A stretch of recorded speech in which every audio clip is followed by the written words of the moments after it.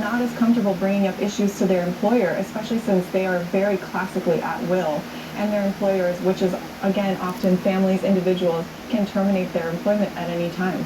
As you mentioned, there are efforts to correct these issues. What is happening on the federal level? So we have in front of Congress today a bill that's called the Domestic Workers Bill of Rights, which is a very exciting piece of legislation. As you mentioned, a similar piece of legislation has passed in 11 states and DC and Puerto Rico and several cities.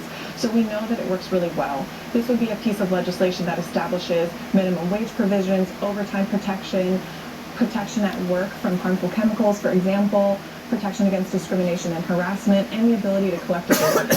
There have been efforts for several years now to pass this Bill of Rights. Why does it keep getting stalled? We're waiting for the political will from a lot of individuals to see the value in this. We know, as you mentioned, domestic workers are the workers that let all other work happen. So these are intrinsically valuable, absolutely essential workers to our economy.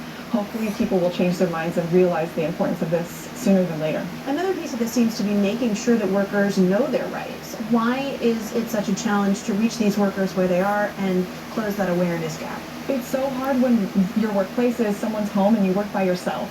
One of the best ways to organize workers is when you find them in a collective, and domestic workers usually work alone or in a vacuum. So it's taken a lot of time for the National Domestic Workers Alliance, among other organizations, to reach out, build community, and collectively organize these workers. What sort of mistreatment typically happens to this segment of the workforce?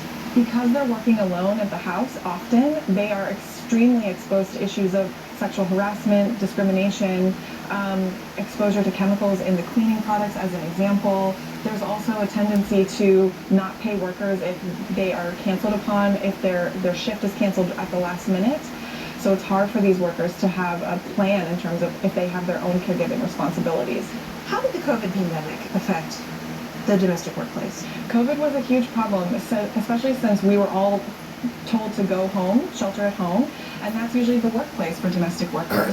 So it was an incredibly economically vulnerable moment for domestic workers that we're still trying to solve for today. It seems contradictory that a part of the workforce that is so foundational to the American economy is also treated as part of the periphery. Does that perception need to change, and if so, how does that happen? Absolutely. Care work really is the work that makes all other work possible, and I think the COVID-19 pandemic did an important thing in terms of allowing all of us to recognize how crucial care work is, whether it's child care, elder care, care for people with disabilities, or domestic work. That's Caitlin Henderson with Oxfam. Thank you so much for being here. Thank you.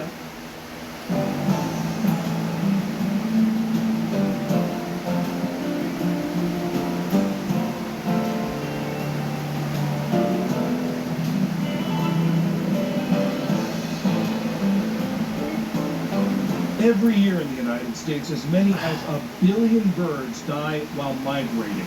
It's not due to climate change or some toxic substance in the air or water. This culprit is hiding in plain sight. The birds are killed when they collide with glass. For the latest in our Saving Species series, we went to see an effort to reduce this carnage in Philadelphia, where it turns out residents love a lot more birds than just the eagles. And so the birds are attracted to the brightness. The sun is barely up over downtown Philadelphia, and the guy known as the Birdman is already at work.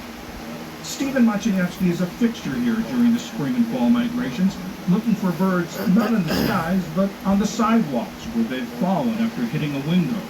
Some are dead, some are injured, others just stunned. They don't know what glass is. They don't know glass is hard. They just see a reflection, or they think they can go in or through, and then they start hitting. It didn't take long